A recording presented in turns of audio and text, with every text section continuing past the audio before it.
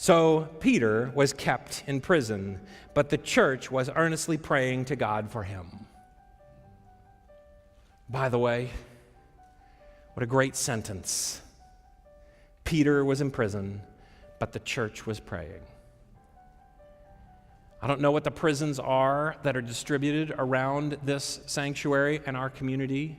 They can be prisons of despair. They can be prisons of disease. Someone pronounced cancer over their life, and you are in a prison. Maybe it is a prison of behavior, a prison of some struggle, maybe even to the point of an addiction. Maybe it is a prison of feeling alone. Maybe it is a prison of guilt. Maybe it is a prison of relational tearing. Whatever it is, we all have our prisons that we struggle with and we need freedom from. But while in prison, the church prays.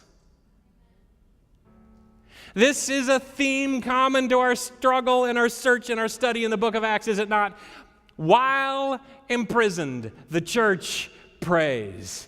And we know our best implement of war is to be a praying group of believers. So the night before, Herod was to bring him to trial, which, by the way, custom would be that he would bring him to trial, and then that day, after the trial, he would be slain. So it's the day before execution, really, because everything's rigged anyway. Historians suggest that was what was true of the trial of James, and in fact, some historians say that there was one particular witness against James who knew he was sharing falsehood, that by the time the trial was over, confessed and converted, but it was too late, and he, in fact, walked with James to his own death, as custom shares. So it's a done deal. Peter is going to be slain tomorrow, right? So the night before, Herod was to bring him to trial. Peter was what? Peter was sleeping.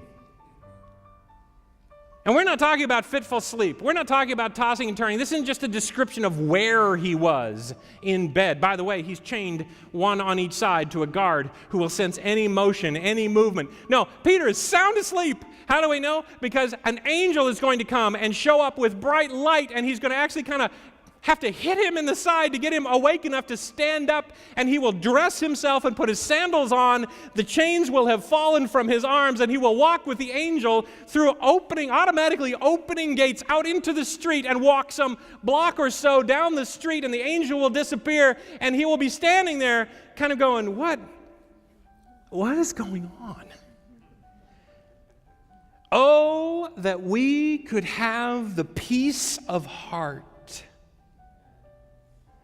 and the peace of mind that the day before the executions that surely come our way in this world and in this life,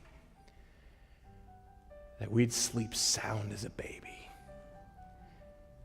having taken hold of this Jesus.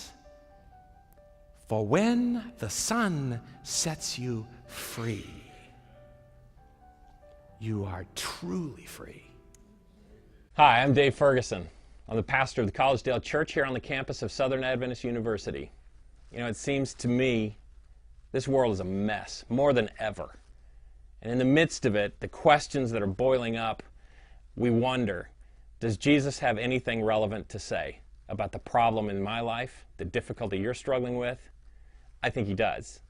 And I'd like to welcome you to subscribe to this YouTube channel as we explore the relevance of Jesus Christ in the everyday life of you and me.